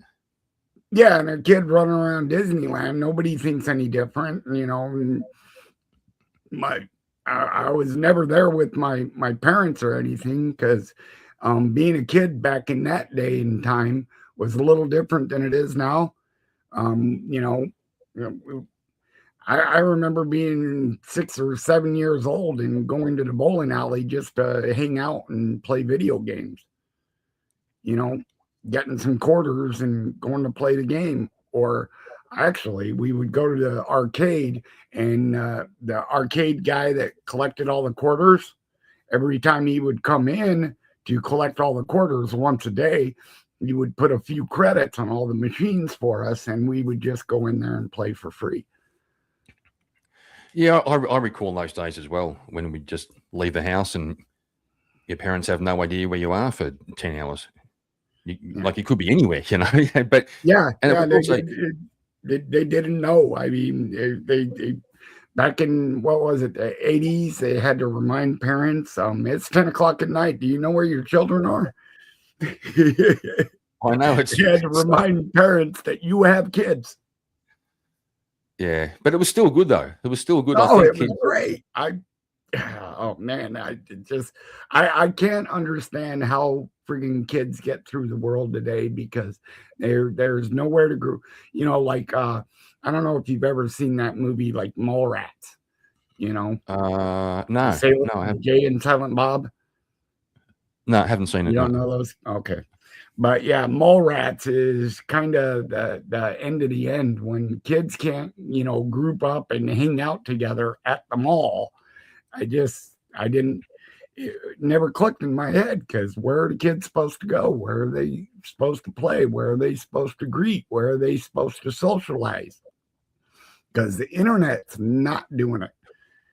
So these kids are broken, and I don't see how we're going to pull out of this. Yeah, it's pretty. My kids. Yeah, I grew up. The internet really became a thing probably around 94. I would have been 24. We got our first computer. We already had 3 kids, so I was part of that generation that crossed over from, like, we grew up without cell phones and stuff like, and internet. And when I was an adult, we then had phones, and my kids were probably in that first generation of kids who didn't grow up with smartphones. They had an old-fashioned Nokia, stuff like that, so they could text and stuff.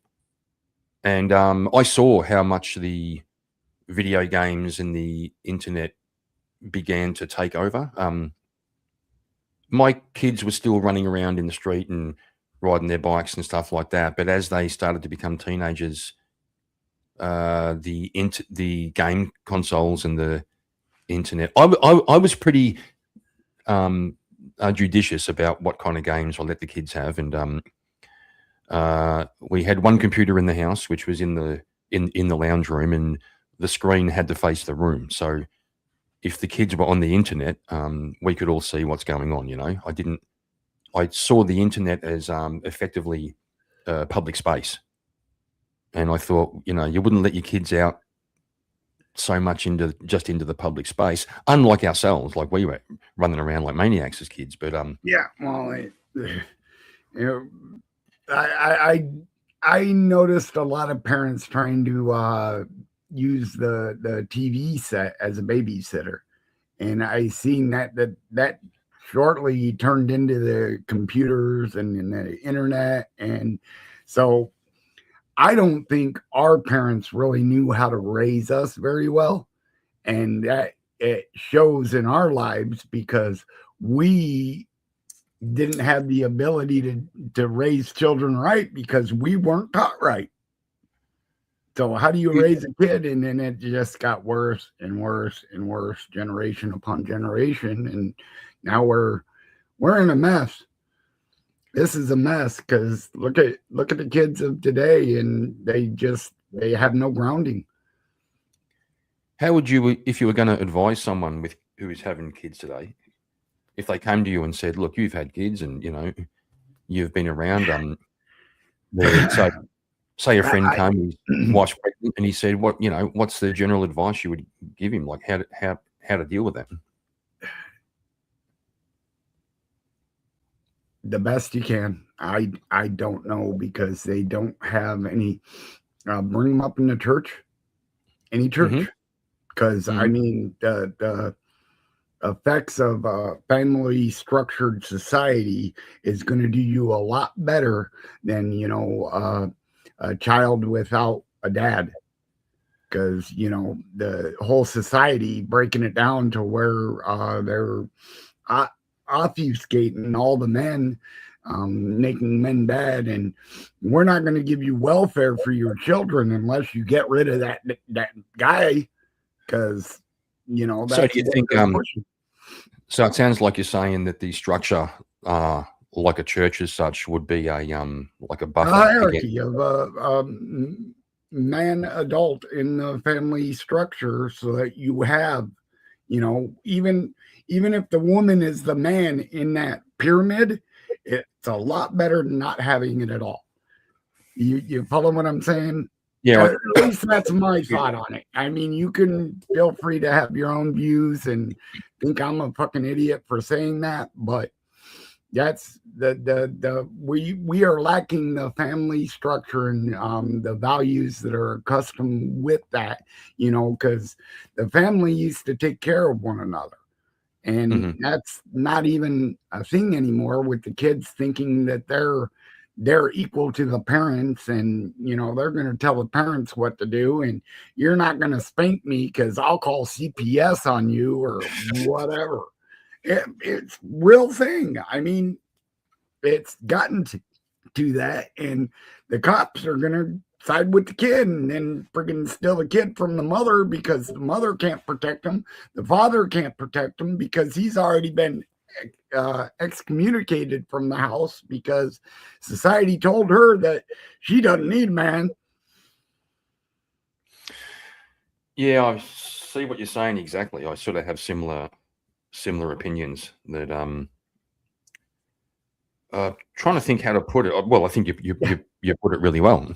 That I don't really know how to put it either, but that's just what I've seen in my own personal life, that I think consisted of the degradation of society to the point that we don't even recognize the shit around us anymore. Because this is, how can somebody act that way? Because you can't cope with what they had to deal with without having even a father figure. At least I did have a father figure, even though he beat us every day. But is that better or worse? I wouldn't be able to tell you the difference, because if I didn't have a father, I would probably be dead, because I would have done something so stupid that I'd already killed myself. That's an interesting take. That's a very interesting take. I was super way out of hand, and I'm lucky I survived my two brothers, let alone friggin' everything else I put myself into. But I did it to myself, so I got nobody to blame. I can remember, like my dad was really good. I can't, God rest his soul. But I do remember, I remember one time I was hanging out with this girl. I was about 14 or 15, and I was over at her place, and we were fooling around. And I had to go home. It was like 10 o'clock. I had to go home. And she kind of said to me, "Come back at 1 o'clock, and I'll leave the front door open." She said, "Come back and jump into bed. Like I'll leave the front door open. Come and sneak in." And I remember lying in bed about midnight, about 12:30. I was lying in bed. That would have been my first ever experience, right? And I was like, "Oh, damn!" But I imagined climbing out the window and turning around, and my dad standing there. And I thought, I can't. I'm so scared of my dad. I wasn't scared in a he didn't beat me up and stuff, but I was genuinely but he scared was able to instill the fear of God into you. Yeah, and probably saved me getting a girl pregnant when I was 14, right? Just because I was scared of him, right? So I can see what you mean. Like I could have got up to. I mean, I was. Well, that's why I freaking I was lucky. I didn't have a child sooner, but 16 years of age, I made that kid. I was only 21 days into turning 17 when he was born. Yeah. And that was kind of a wild experience too. But I mean, he had a cystic kidney. So he was high risk and shit. So they put us in something called the LDR room. That when it came, it was labor, delivery, and recovery all in the same room, which they Mhm. don't normally do for everyone. But because she was such a high risk, because he had a football size tumor, or not tumor, but he had a cystic kidney that was the size of a football in a little baby. So they were like, oh, we're going to do in vitro surgery to this, and we're going to take care of it before he's born. And then they were like, well, it's not growing, so we're just going to watch it now. And then it was, okay, as immediately as born, we're going to flop him out there and we're going to take care of this. We're going to do surgery. And then when he was born, they're like, well, it's not growing, so we're just going to keep an eye on it. And, well, about 2 years later, it just went through atrophy and totally disappeared. So my Wow. oldest son has only got one kidney. And so how old is he now? He's what, 30? He would be 36 this year. He'll be 36 this year. He's 35 right now. Yeah, so is my son, actually, my eldest son. Oh, right on. But yeah, you're 3 years older than me. So yeah. I'm 55, yeah. Yeah.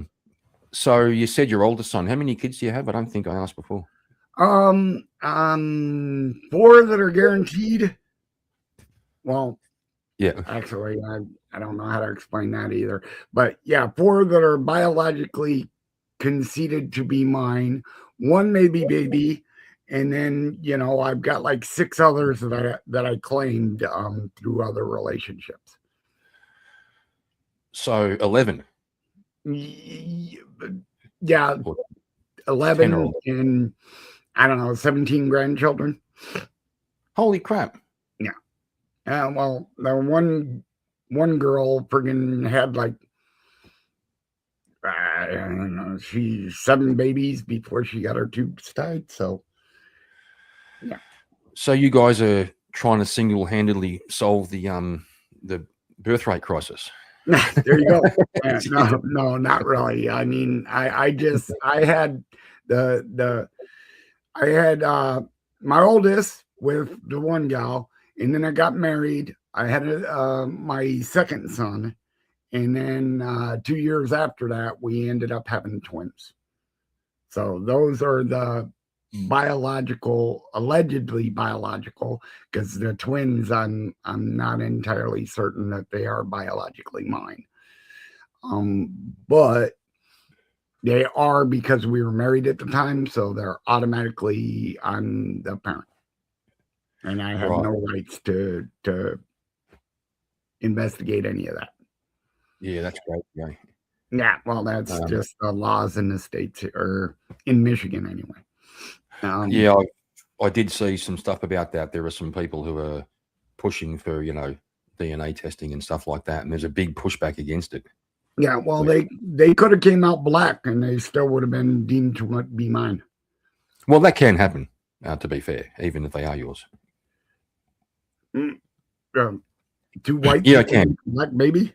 No, Yeah, sometimes. Yeah, it happens sometimes. the other way around. Yeah, 2 black people can make a white baby, but 2 white people can't make a black baby. Oh, I Not thought to they my could. knowledge.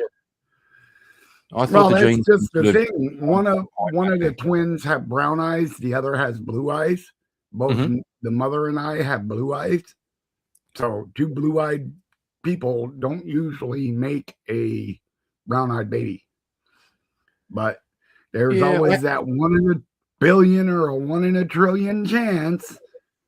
Yeah, I had a friend in high school. The family was white, and his brother wouldn't say he was black, but you could have like thought he kind of was. You know, he had sort of darker skin, and his features were a bit more. Yeah, just from what, that a way. tan? What are you saying, dude? He didn't come out a baby like that. Yeah, he did. Yeah, he did. He did. Yeah. I'd Now, have to of look course- into that, because Of course, the just sounds story. like I mean, hot water. you have to either believe the story or not. Like, I had a bloke I used to work with who said he had a vasectomy, but it didn't work because his wife had 2 kids after he had a vasectomy. Now, did the vasectomy not work, or right? So yeah, like, or did he just friggin' lie about it and just say that Because even still to this day, my first son's mother said she was on the pill the entire time until she was diagnosed as being pregnant. So that's why we weren't too worried about her getting knocked up in the first place, because she was religiously taking the pill. And she even 20, 30 years later, she claimed that she was religiously taking a pill back then. So now, I mean, I really don't have any reason not to believe her. But So do we you still had a like kid. with all these kids and all these grandchildren? Do you still like you're still involved with all the kids and the grandkids, or are they spread out around the country? Or Most of them are out here in Michigan, but no, I don't have contact with 90% of them. I mean, I have more contact with the stepkids or the girlfriend's kids that I claim. I have more contact with them than I do my biologicals. if I can say, you seem to, correct me if I'm wrong, you seem to have a certain degree of like being settled for someone who's had such a wild kind of and colorful background and so much going on. I could imagine some people, like I would probably be thinking, oh my God, like there's things here and it's like juggling. But you seem to have a sense of what I call it, peace, or a sense of, it is what it is. And Well, you if you can't change it, what are you going to do? So just accept Yeah. it and push on. If Yeah, you're that's- not accepting the punches that you have to friggin' take, you'll never get anywhere to the things you have to do to friggin' survive. Mm. Because I mean, like Brenda DeCourt, friggin' crushed my life for years, man. I was literally not able to work because I was going to work, working 10-hour days, and ended up at the end of friggin' 2 weeks with a stub that said, "This is not a check." So I had to work for free. So I had to take a second job as a delivery driver or wherever I could, scrounge up money under the table so that I could even survive. Wow. Because they were taking, the mother of my first was taking 50% of my income off the top. And then the mother of my second was taking 80% of my income. So 50 plus 80, it's, you don't make that much. So every penny went to pay for them. And I was supposed to buy their insurance premiums, which I did. That was the only reason I went to work, so that their medical insurance would be paid through my work. And so I would work for free just to pay their medical coverage. I have heard that the laws in America around child support and alimony and stuff are really brutal. Here in Australia, we have a thing called the subsistence level. So when it comes to child support, they don't consider I think it's the first 26,000 a year that you earn. They don't touch that. So, and then beyond that, then they start to assess your child support. So you at least get to have 26 grand. 26,000 to be able to survive. Yeah. But yeah, out here they're even trying to steal your driver's license from you. Because driving's a privilege. So if you're not caught up on your child support, which you can't be, because when you're taking 60% of the check before taxes, and then taxes takes that 40%, and then you have to pay for medical insurance, there's no money left. You don't get a check. And literally for, I don't know, 3 to 4 years, I got check stubs that said this is not a check. So I went into work with a totally different idea behind it, but I did it. I made it through. I'm still alive. I'm still kicking and screaming. So, bro, it, like that just what you're explaining to me is like an incredible level of resilience, and that's necessity is the mother of invention. Yeah. So Yeah, but I've heard I've heard of plenty of guys who just couldn't do it. They gave Well, up. what are you gonna do? Give up and be homeless? Mm.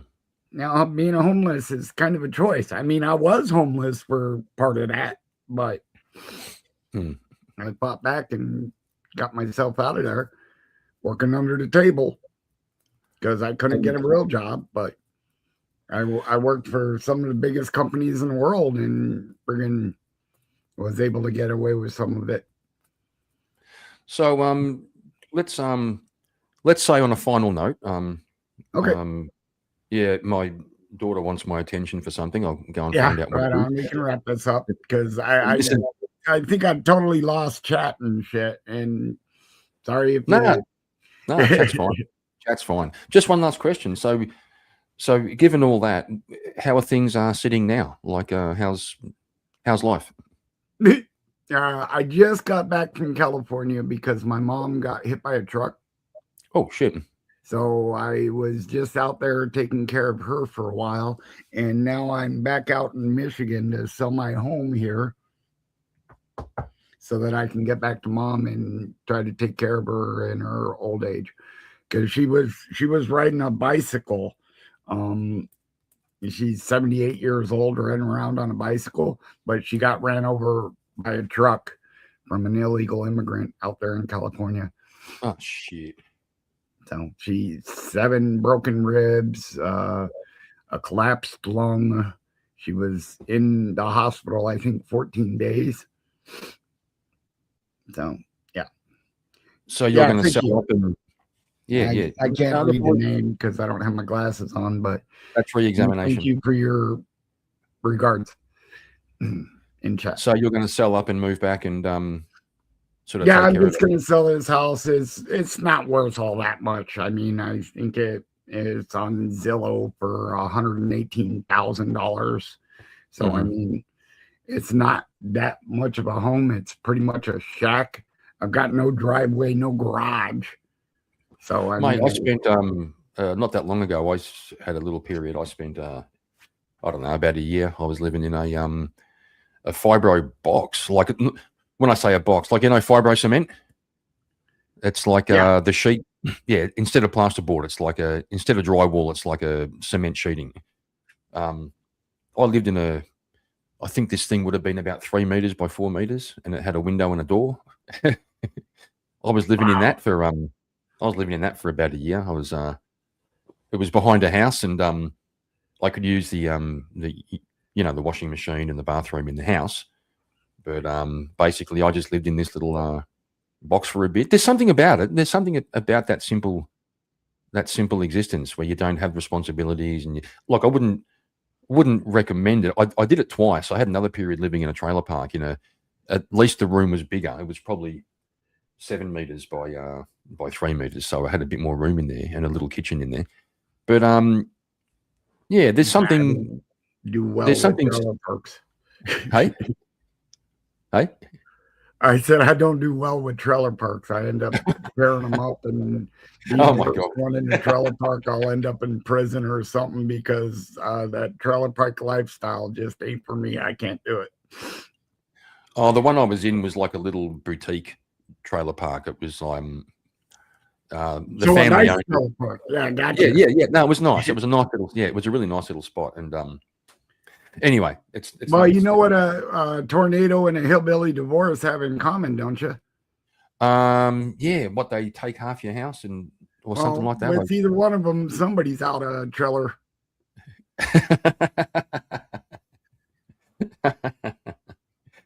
Well, you see, like, we got re-examination. Trailer parks don't do well with humans. Yeah, that's true. Yeah, the one I was in, we have a thing here called a caravan park, which is like a holiday place where people come and park up their caravans to have a holiday. And like an RV park. Like an RV park, yeah. Yeah. But this place had one little permanent sort of it was like a little room on skids, but so it was it was all right. It was all right. But well, Creedog, this was unexpected to do the first. No, it was great, man. Thank you for having me. I really do appreciate it. I don't mind sharing my life with people because, I mean, I've got 500,000 other stories that I could tell you about, but a lot of them might be a little too boring for the crowd. So whatever. I Oh, try you might to be. heighten or highlight the ones that are a little out there that, did this guy really do that? Did he really meet Michael? Did he really go on Jerry Springer? All that shit. But you Yeah, can yeah, ask yeah. my mama. I'm not lying about it. You can ask No, my I believe you, man. Yeah. No, I believe it's a hell of a story, but I believe you. Yeah, there's no problem with that. That's So yeah, brother, thanks for sharing and thanks for being a part of it. And undoubtedly we'll be talking again soon, eh? Yeah, absolutely. Thank you. Thank you. Thank you for having me up. Head on Thank you, out mate. now. All right, I'll Thanks. talk to you soon. Okay, see you, man. All right, fellas. Again, big shout out to Creedog. Didn't plan on doing an interview today, but that was really, really interesting. And thanks, guys, in chat for the encouragement to give it a go. So there we go. We're off to a start. And as I think it was Voltaire saying earlier that you just start somewhere and things evolve. It might continue to be what it is, or it might evolve into something else. But I really appreciate that from Creedog for coming up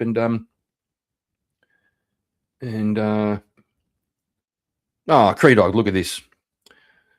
It's becoming the mutual appreciation show right now. Thanks again, guys. All right. I'm going to wrap up. I have no idea if anyone's on.